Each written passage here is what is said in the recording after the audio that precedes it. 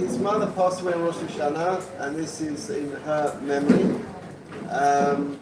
So just for you to know, she's an Ilui Neshama.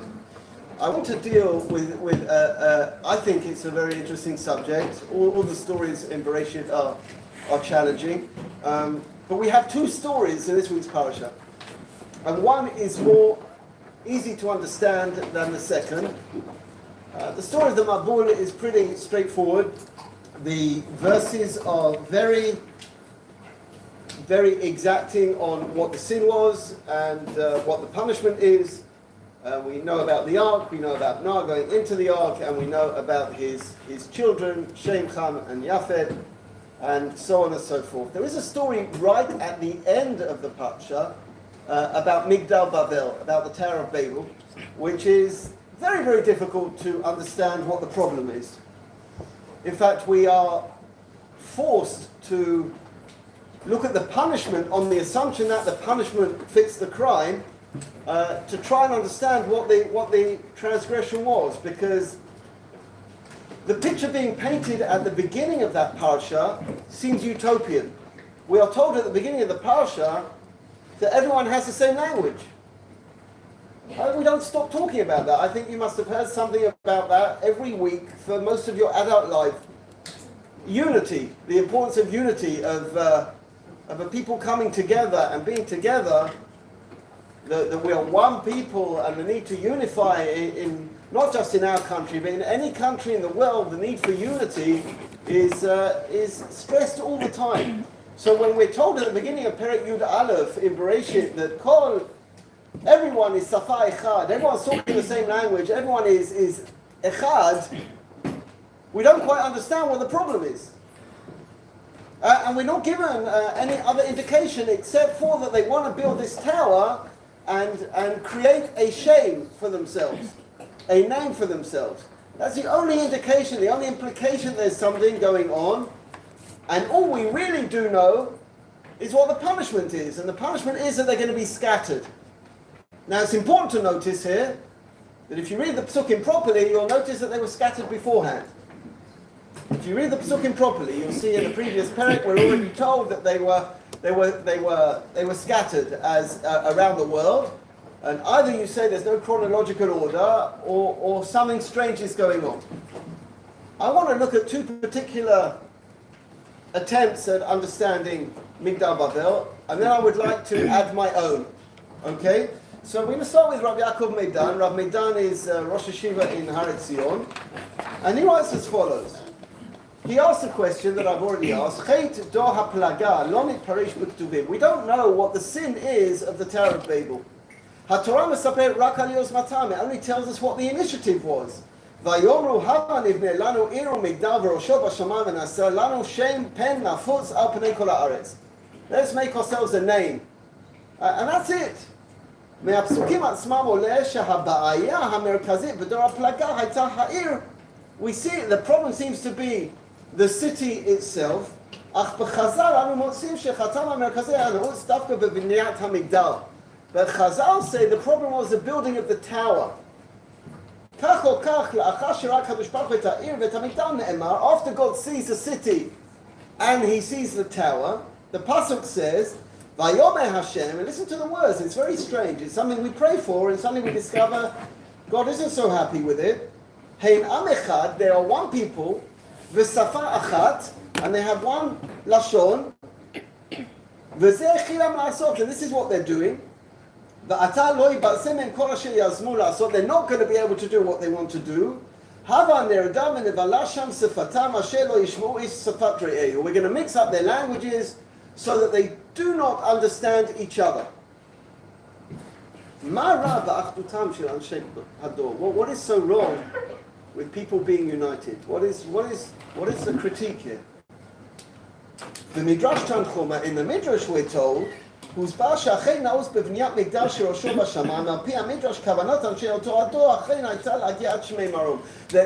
purpose was to reach the sky, reach the heavens, and this Rashi you've probably heard before.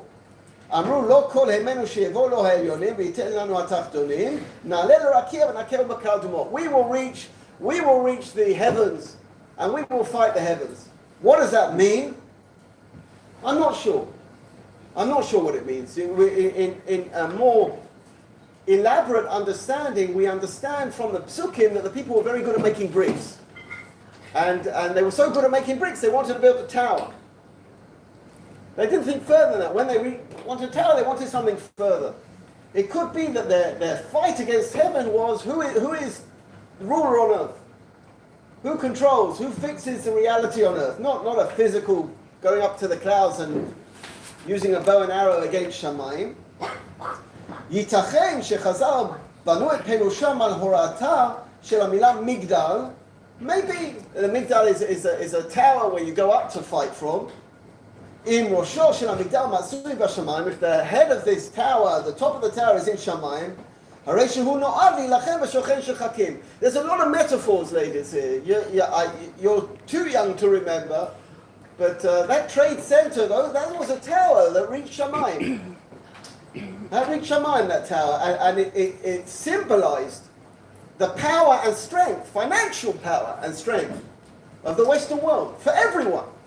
It wasn't necessarily the only place of financial power, but it certainly represented a migdal, Bashamayim, the power.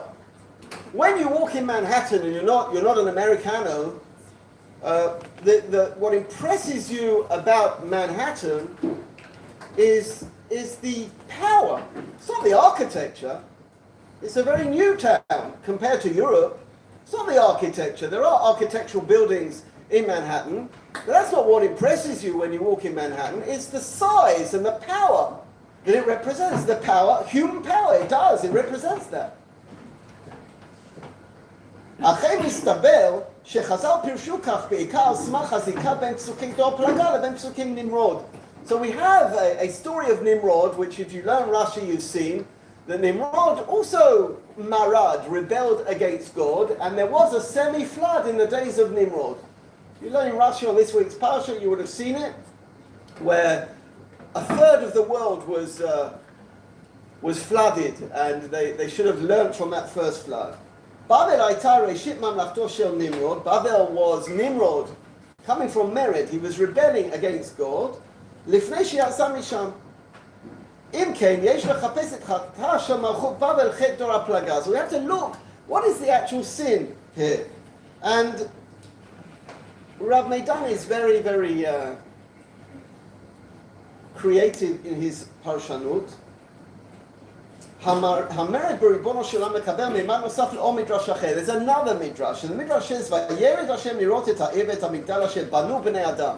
God went down, כביכול, to see this tower that men had made. אשר בנו בני אדם, אמר רב ברכיה, בנו את האדם קדמה, בניו של האדם הראשון. This was a tower built by man's first children. חז"ל מצביעים על כך שאנשי דור הפלגה היו חומץ בן חומץ. It was bad coming from bad. בניו של האדם הראשון שחטא אפילו כלפי הקדוש ברוך הוא. They sinned just like their father had sinned. Just like Adam had sinned, they sinned as well. We still don't know how. השוואה הזו בין בוני המגדל לבין אדם ראשון רמוזה בלשון הכתוב. What is the allusion to? ויאמר השם אלוקים, God says in Bereshit, הן האדם היה כאחד ממנו לדעת טוב. Man has eaten from the tree, he will be like one of us. Bear with me. To know good or bad. And maybe he's going to eat from the tree of life. And he'll live forever. So God sent him out of Gan Eden. Our psukim are, Hein am echad v'sava achat l'chulam v'zeh chilam l'asot. They are one people, and this is what they started to do. What is the one that is disturbing here? As I said before, one is normally something that we are excited by, unity. So what is the one that we are disturbed by? מדוע חשש הקדוש ברוך הוא מעוצמתו של האדם היודע טוב ורב לאחר שחמץ אדם? What was God כביכול worried about when this one man has started to do something? פן ישלח ידו, maybe he will become corrupt, ומשיחיה לעולם, הרי הוא קרוב להטות הבריות אחריו ולומר אף הוא אלוה. Man could perhaps lead people after him and make them follow him. Go a bit further. חשש דומה קיים לגבי אנשי דור הפלגה, הבונים מגדל בראשו בשמיים. They are building a tower, and its tower is meant to go to Shamayim. חשש שמלכם של אלו נמרוד ישב לו בראש המגדל. We're not talking about unity. We're talking about dictatorship. That one person will be leading everyone. That's not unity. When people study the Soviet Union, they talk about communism. But it wasn't communism. It was never communism. It was Stalinism. Stalin had nothing to do with equality. He had nothing to do with communism. The ideal of communism as taught by Lenin, by Marx, by Trotsky. Stalin was a sadist. He was a selfish masochist. He was a terrible, terrible man. It wasn't Echad. It was a people being led by one person. A people who didn't have choice. Who weren't able to express themselves. חשש דומה קיים לגבי אנשי דור הפלגה, הבונים מגדל וראשו בשמם, חשש שמלכם של אלו, the king נמרוד, ישב לו בראש המגדל, וממרום כיסו שבשמיים ישלוט בכל האנושות. And that one person will rule over people. מעשה לנו שם אחד, he's talking about a commune coming together, where everyone is actively equal and working together. It's about one man ruling himself over everyone else. שכולה עם אחד בשפה אחת. Everyone has to speak the same language, and everyone is one. You've all read George Orwell's 1984, right? You've all read George Orwell's Animal Farm, right? Everyone is equal, but some people are more equal than others. עולה מדברנו בעקבות חז"ל שמגדל בראשו בשמיים אין לו לשון גוזמה, אלא אנשי אותו דור רצו ממש להגיע השמיימה. They wanted to reach שמיים, but are they stupid? אז למעשה השמיים אינם יריעת תכלת, I've said אי שמיים. Reaching the heavens, we're not talking about the sky. בכל מקום במקרה השמיים הם קו עננים. We're talking about the cloud line. המקום שבו עובר קו הרקיע, where the heavens start, והם מהווים את הגבול שבין המים העליונים לבין המים התחתונים. בתחילת הפרשה אנו קוראים כיצד המציאו בני אדם את הלבנה ואת החומר, מימד לבינה וחומר. They started to make bricks. המצאה זו אפשרה להם לבנות בתים גבוהים יותר מאיכותיים יותר. They were able to build better buildings. בניית מגדל המגיע עד לקו העננים אינה משימה בלתי אפשרית. Building a building that high wasn't impossible. יש לשער שראשו המגדל, שבראש המגדל אמורה הייתה להיות מרפסת. That there would be a balcony at the top of this tower. ובה יכול היה נמרוד לשבת ולהשקיף על סום מריתו. And Nimrod would stand on that balcony and wave to people. He would be the ruler. כולם היו נוסעים אליו, and they would all look up to Nimrod, to this dictator. You've seen those pictures, right? You've seen those pictures of January the 30th, 1933, with Adolf Hitler standing on the balcony, and everyone marching by and saluting Adolf Hitler. A country that by 1934 didn't have anyone of power except for one person. He was president, he was chancellor. One Reich, one people, one Führer. There was no law, there was no ministry. One person, and everyone's looking to that one person. The country will live or die on that one person. Will live or die on that one person. And it died on that person. והוא היה מביט עליהם מבעד הענן. And he's up there, יחד עם קרני השמש, with the sun behind him. המשמעות של ישיבה כזו הוא לחלוטין אלוהיות. It's turning a man into a god. You have to read the rhetoric, ladies. You cannot believe the rhetoric, what people were prepared to do for this man. You cannot believe it. In 1943, when Joseph Goebbels spoke in the Sports Plaza in Berlin, and Germany was losing the war. It was after Stalingrad. Germany was losing the war. It was a war with America, with Russia, with England. They were losing the war. And there's footage of this film. And Joseph Goebbels is standing there telling the people, do you want complete war? And everyone's saying, yes. They destroyed Hamburg, they destroyed Cologne, they destroyed Dresden, they destroyed everything. There's nothing left. And the people are screaming, we want war. Do you want total war? They scream, yes. You can see this on YouTube. Total War, Joseph Goebbels. You can see this was filmed. And Joseph Goebbels, after that speech, you've heard this so many times from your teachers, from your parents, but he actually said it, Joseph Goebbels. He said, had I asked the people in that sports plaza that night to go to the top of a building and jump off, they would have done it. Which is what they did, metaphorically, it's what they did. They committed suicide, national suicide. There was one man at the top, one megalomania at the top. And it says, Rabbi Medan, that's what's going on. We see this in history, where one man puts himself at the top of the Migdal. The people aren't one, they're following one. מלכים שונים מלכו על כל העולם וניסו בשלבים מסוימים להנציח את שמם למלכות עולם. The people took over the world and tried to make themselves eternal leaders, gods. אם כי לא באמצעות מגדל, אלא באמצעים טכנולוגיים. If they didn't use a building, they used propaganda.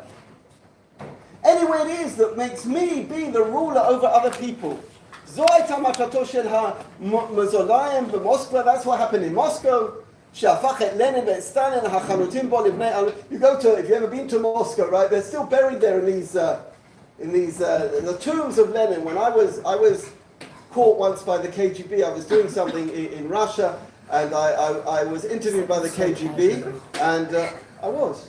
I'm sure your parents went to Russia, but I actually got in trouble, and I got caught by the KGB, and they asked me where I'd been in Russia. And I couldn't tell them where I'd been, because I'd been doing stuff that you weren't allowed to do. And so I told them I went to the Lenin Memorial. I was in Kishinev.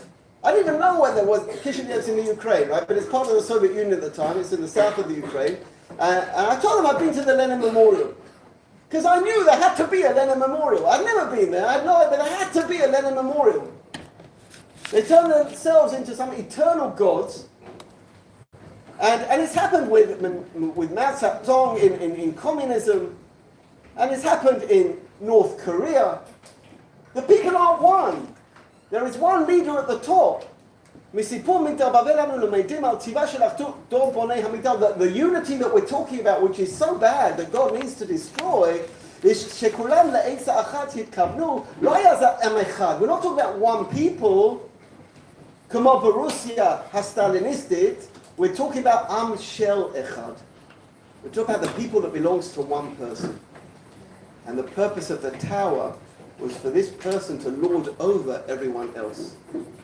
It's a very creative and interesting parshanut, but I'm not convinced that it's an important message, right? We have suffered by this many, many times, and many politicians have suffered themselves, convincing themselves that they are indestructible and that nothing can touch them, and that has brought Hitler down as well when he actually believed he was a messiah of some kind. But I want you to see what Rabbi Sachs writes. Rabbi Sachs does something here which I want to do as well, if we have enough time. Rabbi Sachs points out that we have, I mentioned this earlier in Strive for Truth, and I really believe this, and I mentioned it also briefly with my little Netivot Shalom Chabura, that when we're learning Bereshit, we're not learning about God, we're learning about human beings.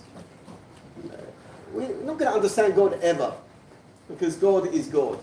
That's not our business to understand God. Our business is to understand human beings. When I go to Poland every year, and I'm going, please God, with parents in 2 weeks, I don't want to talk about God. I have no answers. I have no, and I can't stand it when people try and give answers. It only desecrates God's names and the dead's name. It just desecrates everyone. I can't understand God. I want to talk about human beings. It talks about human beings. And here we're learning Torah to understand ourselves, and as I mentioned in that shir, technology has changed, but nothing else has changed. Human nature has not changed. So we want to look at the Parsha as two major events, even though, as far as Psukim are concerned, they are totally uneven and unequal, because until Shishi, we're talking about Dora Mabul, really. We're talking about the generation of the Mabul, and it's only the last Parsha that we talk about Migdal Babel. So it's not equal. But you cannot ignore the fact that the Parsha has two major events, the Mabul and Dora Plaga. And Rabbi Sachs does something here which I think is phenomenal. Rabbi Sachs is your site next week, I think. next Sunday. I think it's Rabbi his your side. Tonight's Rosh Chodesh, right? So I think it's next week or the week after. What was the problem? Again, go back a couple of decades to the period that I grew up in. There were two philosophies in the world, on paper, not in reality, on paper. The one philosophy that was foreign to us, that we didn't really know what it was communism. But in those days, and you watch any films from the 70s and from the 80s, it's all about the evil guy was Russia. Russia was always the evil guy, and it seems to be the evil guy again, but in a much greater and more horrific way. Those of you who've learned American history know how close President Kennedy came to nuclear war with the Cuba crisis, and some people will even claim that that was his come down, and that was what was behind his assassination, if any of you are involved in conspiracy cases or whatever. But communism was one ideology, and capitalism was another. It was really Russia and America. England was somewhere in the middle, right? Because England was a welfare state. England wasn't totally capitalist, pre-Thatcher, wasn't totally capitalist. There was a welfare state. In England, something that I don't think Americans could appreciate, but I didn't appreciate till I met Americans, was that if I needed a pair of glasses at the age of 12, I got a pair of glasses for free from the government. I know you still have that, but I went to university for free. That I know you don't have anymore, and if I needed to go to the doctor, I didn't fill up a form, I just went to the doctor. I was a member of the National Health. Okay, it's not so debatable. Okay, I was a member of the National Health, and I went to the doctor. And if I had to go to hospital, God forbid, I went to hospital. I didn't have to pay. It was amazing to me the first time I met Americans that it doesn't work that way. If you can't pay, die. I don't know. You've got a problem, right? You can't pay. You're in problem. And if you want to go to college, it's not the country of dreams for everyone. It's the country of dreams for people who have a lot of money, or are very clever, or they're good at basketball, and they get a scholarship to go to college. But if you're poor, you're in a lot of problems.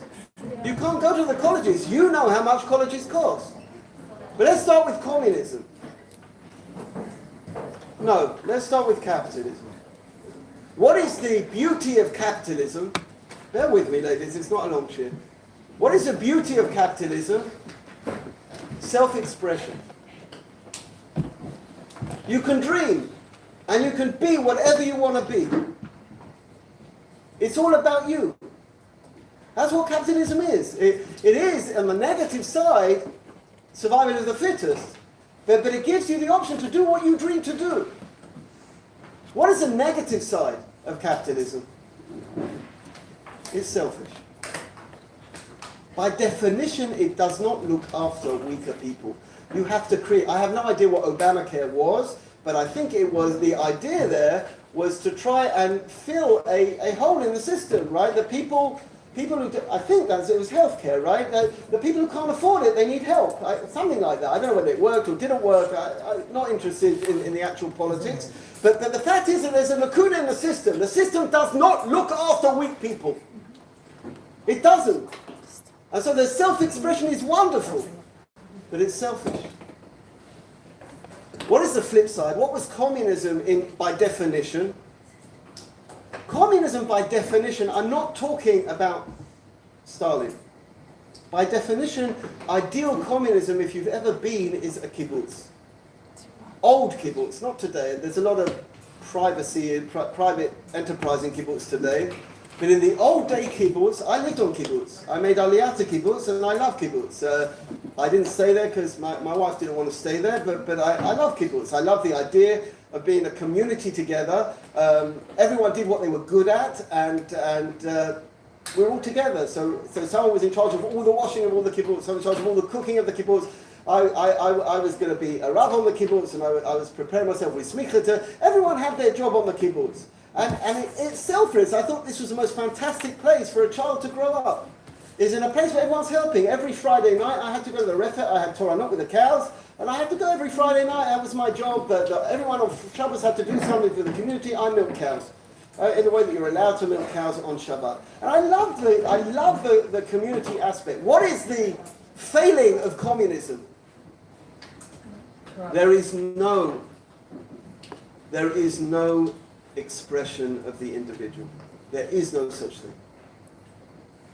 And in the classic kibbutz scenario, if you wanted to do a course or you wanted to do a program somewhere, you had to get an ishur from the kibbutz. And if they didn't give you permission, you couldn't do it. And there was no self-expression at all. There are two extremes. Absolute community or no community at all. And both extremes are bad. Well, Rabbi Sachs says something phenomenal here. He says, what was the problem of Dor HaMabul? The Dor HaMabul was capitalism par excellence. It was totally about me. Corruption. I want this and I'm going to have it. It's something that I think people find very hard. One of the biggest challenges, I think, in the year, once you get over the overwhelming element of learning, is living in a community and understanding what that means. Because living in a community, ladies, means that you do stuff you don't always want to do. Why? Because other people do stuff that you do want to do. That's how a community runs. If you don't want to play the community work, nothing works. Someone will ask me, for example. It's all part of the education. I don't get enough time to explain our educational philosophy, but here's an opportunity. Someone, why should I come to something on Shabbat if I don't want to? I'll tell you why, because you're part of a community. And there are things that you want to do that other people don't want to do. And they come to that, so you come to this. I was once in our shul, you ever come to Alon Shul for Shabbat, you see they have a bar mitzvah or a chassan or whatever, and they start dancing after Lechadodi. So I'm standing there with my son, one of my sons, and I say, come on, let's go dance. And my son says, no, it's many years ago. My son says, no, I don't want to dance. I said, tell me, when's your bar mitzvah? He says, Abba, you know when my bar mitzvah is. So I said, okay, on your bar mitzvah, do you want them to dance? So he says, yes. He says, and now you dance. There's no reason why they should dance for you if you won't dance for them. That's what community is. I mean, you do things that you don't always want to do because you're part of a community. You're part of that's what it is. But Dor HaMabul isn't about that. Dor HaMabul is about corruption and promiscuity and murder. What are these things? These are things where I'm only interested in myself. I'll kill someone because I want a piece of gold. I'll kill someone. I'll take someone's life because I want money. I'll kill someone for money. Money for me is more important than that person's neshama. I'll kill them for it. Or promiscuity. I'll take their wife. I'll ruin a family. I'll break up this family. Destroy the children's future. Because I want her and she wants me. And who cares about commitment? It's all about me, me, me, me. Dor HaMabul is about everything that's bad about capitalism. And what is Migdal Bavel? Migdal Bavel is communism. It's the absolute opposite extreme. It says, all do it together. Let's be together. But that's also no good. The Torah's teaching is really important lessons. It is a phenomenal piece here by Rabbi Sachs because he's taken something from Parashat Noach and he's put it into the 20th and 21st century. We have these ideologies, right? And both of them are bad.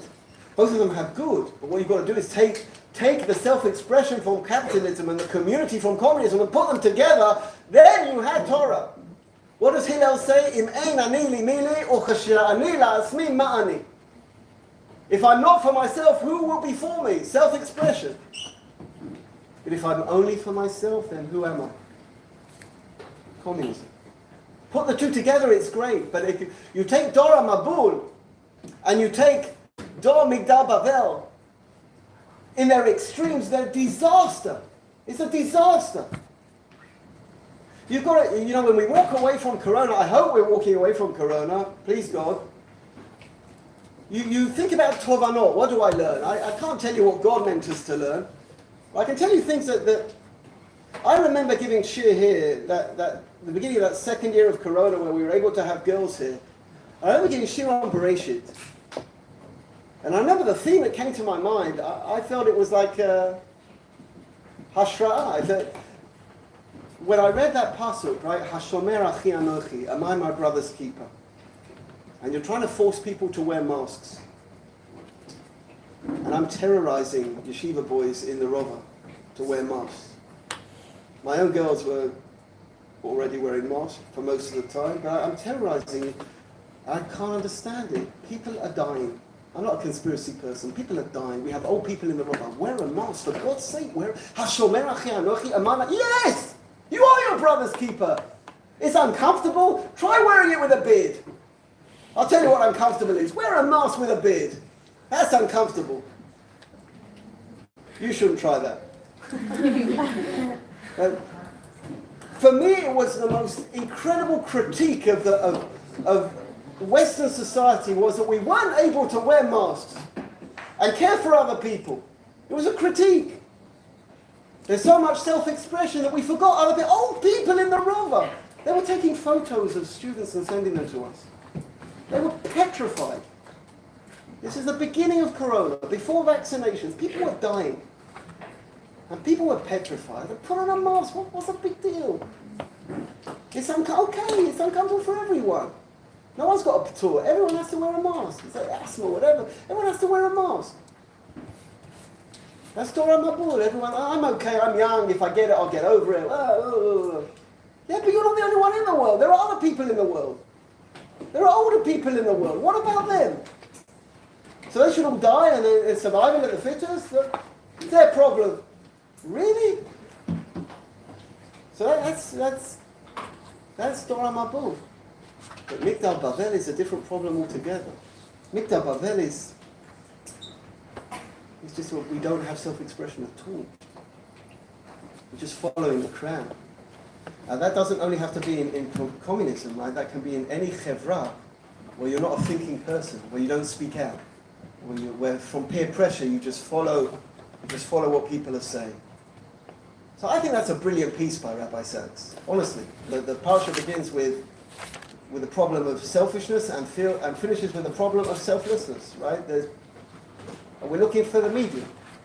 I have a further suggestion, which is mine.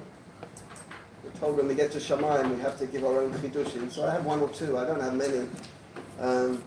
So I suppose I better hurry up. And I want to look at this whole parsha. See, what Rashi says at the end of the parsha is that the Mabul is Ben Adam Lechavero, and Migdal Bavel is Ben Adam Lemakom, and these are two major sins, right? Migdal Bavel was trying to reach Shamayim, and the Mabul was corruption. And we have two issues of Ben Adam Lechavero and Ben Adam Lemakom. I want to suggest something else. This is what I want to suggest, and let me know what you think. You can pick holes in it, but this is what I want to suggest. If I was living at the time of Dor HaMabul, if I was one of the survivors of Dor HaMabul, I would have known that the reason that the flood came is because people didn't care about each other.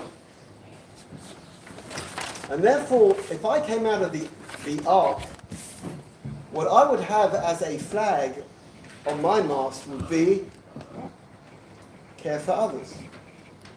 But what happens in our world, the world that we live in, the depth and meaning of messages is rarely understood. And things are always taken on a very superficial level. So this is how I want to explain what I think could have happened. The survivors of Dor HaMabul knew why the flood happened. They knew that it happened because of corruption.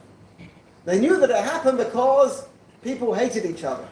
So what did they do the next day?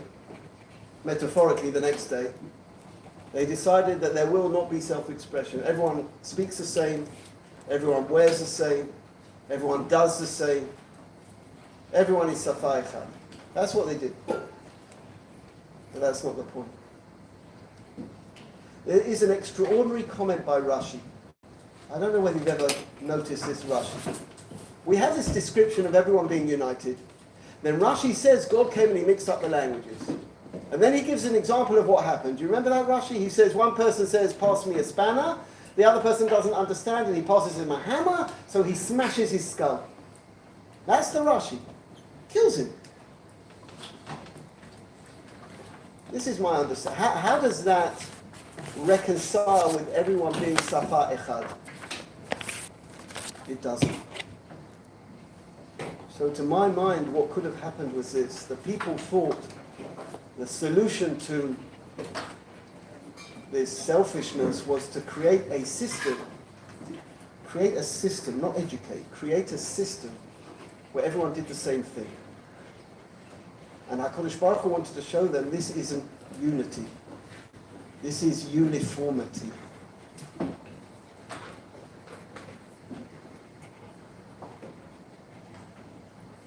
It's not unity, it's uniformity. What is the difference? The difference is this: God says, if you are united, how do you test the unity of a people? You give them a crisis. So God mixes up their languages. God mixes up their languages. Let's see what happens. If a people is united, you tell me, ladies, if a people is united and they don't understand each other, do they smash each other's heads in? If you have someone at your table on Shabbos, you say, pass me the salt, and they pass you bread, do you knife them? If you do, let me know, I won't be coming. But you say, okay, no, you didn't understand, pass me this. What Rashi is telling us is that the people had presented themselves as united, and God wanted to show them you're not united. How do you test a good marriage? Shani, you listening? How do you test a good marriage? Not when you love each other and everything's good at home and everyone's happy. It's when you're in crisis. It's when you're in crisis, that's how you test a good marriage. There's a problem that you have to deal with together. And everyone deals with things in different ways. If you can do this, you become married people. But if you think marriage is Sheva brachas and dancing round and round, you've got no idea what you're getting yourself into. Because it's not always like that. No relationship is like that. Always. God said to the people, you have uniformity confused with unity. Migdal Bavel is the natural continuation of Dor HaMabul. It was a misunderstanding of what the problem was. The problem isn't external. We don't just speak the same language and we're one. It doesn't work like that. You know that, ladies. You have friends who you never see. You never see them, but when you see them, you're good friends. You don't have to be by each other all the time. You haven't seen them for years, and then suddenly you meet them, and it's like, I had this friend who passed away, but what happened was I hadn't seen him for years, for like 20 years. And then my mother told me that he had leukemia. He lived in Israel, so I started to go and see him. Every week after Shir Kali, I even changed his name officially in Shir Kali with a certificate. And we just picked up where we left off. That's the way it was. We'd been friends in my hometown for 15 years, and then I came on Aliyah, he came a few years later, we were nowhere near each other. Nowhere near each other. And we just picked up, friends are friends. You don't have to be next to each other on each other's laps all the time. Friends are friends. God is saying that unity is not about doing the same thing. Unity is about tolerance. It's about caring and respecting other people's opinions. You know, the day after, we're very, very near the anniversary of Yitzhak Rabin's murder, which took place in November and in Cheshvan, and normally in this country they remember it on the English day and on the Hebrew day. Unfortunately, it's become more of a political event than remembering a leader of Israel. But I remember the day after Yitzhak Rabin was killed. I remember it so clearly. I was driving into work. This country was on the verge of civil war. Because a guy with a kippah shot Yitzhak Rabin. I don't know why he wore a kippah, but he thinks it's a frum thing to do apparently. But he shot Yitzhak Rabin. And so every person with a kippah was on the focus of the left wing. And I was driving into work, and they had this chat show. Maybe I was driving back from work, because they don't have chat shows in the morning. And a guy phoned up and he says, I believe in right wing. I'm a right winger, but now that they've shot Rabin, I'm a left winger. And I nearly crashed the car. I said, that's not the lesson. That's not the lesson. Because one Meshuggah, one murderer does what. That's not the lesson. The lesson is that I disagree, but I respect you. So just because you don't do what I do doesn't mean I don't tolerate you. I don't care about you. That's a mistake of Migdal Bavel. We don't just all do the same thing. That's what democracy is, right? That we respect each other. That if they win the elections, then I respect that. And if I win the elections, I respect that. We respect it. We tolerate people. That's what Achdut is. You can't say I believe in Am Yisrael and Achdut and spit on people because they don't keep Shabbos. Because they're not dressed properly. It doesn't mean you agree with them, but you have to tolerate. You have to be aware that there are other points of view, and that people have bechira, and that we're one people, which means I tolerate other people. And that is a message that Dora Plata didn't get. It's a message that they forgot. They thought that the lesson of the Mabul is we should all do the same thing. That's not unity. That's not unity. That's idiocy. That's stupid. Just stupid to do what everyone else is doing and not think. It doesn't mean you're part of that people. Every person has a different skill. Every person has a different gift to offer the world. And when all these gifts come together, we create a reality. We all have something to give. And that's the aim of unity. And I think that if you look at the Parsha in that way, you can see the Parsha as one unit. Not as two extremes, as Rav Sachs says, or Nilda Bavel about dictatorship, as Rav Meidan said, but you can actually see that this is about understanding what the lessons of the Mabul really were. To care about people doesn't mean you have to agree with them. It doesn't mean you have to smile at them all the time.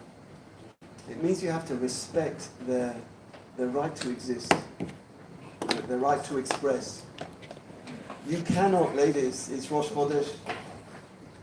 And I always tell our girls, unfortunately, not to go down on the first day of Rosh Chodesh with the women at the wall, right? They have their thing, and then the other people come and they scream at them. Well, what's the point? Well, what is the point? They throw bottles at them. Well, what's the point? So we remind God every Rosh Chodesh why we haven't got a Beit Mikdash. What's the point? One of our girls, I don't know whether I told you this already this year, such a shocking, one of the most shocking things that I can remember ever happened. It was a week after Yom Yerushalayim, and the week after Yom Yerushalayim is Rosh Chodesh, right? Yom Yerushalayim is the end of Iyar, and Rosh Chodesh is a few days later. And Yom Yerushalayim is an incredible event for religious Zionists, everyone dancing together, flags. It's the most wonderful day. MTA saw it, please God, you'll see it. 2 days later, one of our girls goes to the Kotel. She walks into this fight, this fracas at the Kotel, between women at the wall and a group of ultra-Orthodox, so I have no better phrase. And they're throwing bottles at these women. And my student burst out crying. And she's turned around from the Kotel and she's walking back up in tears. One of the Haredi women come up to her, puts her arm, and said, why are you crying? And so, she had broken Hebrew. She said, Zeh sinat chinam. This is useless hate. In a million years, you wouldn't know the answer she got back from this woman. So a shocking answer. Zeh lo chinam. Understand what's wrong? Our girl said to her, this is pointless hate. She didn't say it's not hate, she said it's not pointless. And then we asked why we haven't got a Beit Mikdash. People who come to Daven there, you might not agree, I'm not a supporter of that institution, but you throw bottles at them.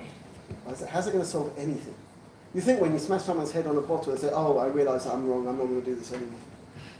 You think someone's driving on a road on Shabbos, you throw a stone at their car, like, oh, I realised it was Shabbos, I'm not going to do this again. You think that's effective to help Am Yisrael? You think this is going to help? You ever heard of, you see Hasidim do this. Have you ever heard of Baal Shem Tov's story at Sudah Shlishit? Where someone stands up at Sudah Shlishit, I want to tell a story of Baal Shem Tov, or Rav Levi Yitzchak Berditchev, a person in his town, wasn't keeping Shabbos. So Rav Levi Yitzchak got a stone and he smashed it on his head. Mizmor Ledam. I never heard a Hasidic story. Where did Hasidim go wrong? Why is that now the way? That if I see someone and I don't think their skirt's long enough, I spit in their face. Is that a Baal Shem Tov story? Is that a Baal Shem Tov story? Is that Rav Levi Yitzchak's story? Hasidut that was made to bring people back. Tolerance. It doesn't mean you agree. It just means you're sensitive to the existence of another human being. And if we all wear the same clothes, and we all speak the same language, that means we're united. That means if a husband and wife, they just hold hands and they walk here and they smile in public, you think that everything's good at home because of that? Really? So there are 3 lessons here that we have today that we're walking away with. One is that message of Rav Meidan. We have to be wary of losing our rights of speech, not falling under the legs of dictators. They have been directly responsible between Hitler and Stalin. I'm not sure you know the numbers, but we're talking about 50 million people who died in the Second World War because of these two men. They made the pact. They made the Molotov-Ribbentrop Pact in August of 1939. They are the direct responsible people for the death of 50 million people. That's the message of Rav Meidan. We have the message of Rabbi Sachs. These extremes are no good. We need to bring what is good of communism together with what is good of capitalism. And my little addition at the end is to understand that if something is wrong with society, the answer with you ladies is also tolerance. It's one of, I think, of all the things you have to do this year, is the largest challenge that you have, is living in the kind of situation that you live, and not having that privacy that you're so used to, that we're all used to. My son's in yeshiva, just to make you feel a bit better, my son's in yeshiva in Tel Aviv. He shares a two-room apartment with 16 boys. He has about 2 feet to himself. It doesn't bother him in the slightest. He's obviously my wife's son, not mine. But it's an incredible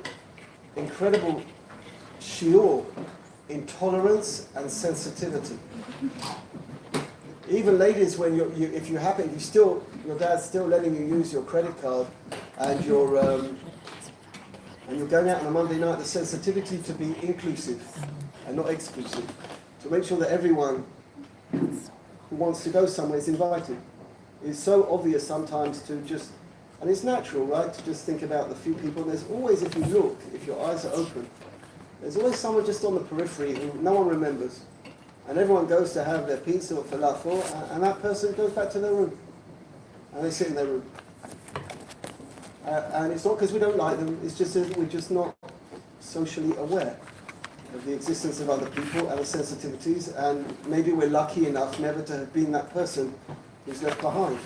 It doesn't mean anything, no one means any harm, but if we were just a bit more aware of the existence of other people going away for Shabbos, right? Not everyone has somewhere to go, and some of you have already done this, right? You have somewhere to go, you invite a friend who doesn't have somewhere to go. It's this awareness of other people, sensitivity towards other people, and tolerance. So we have much to learn on this week's path. Okay.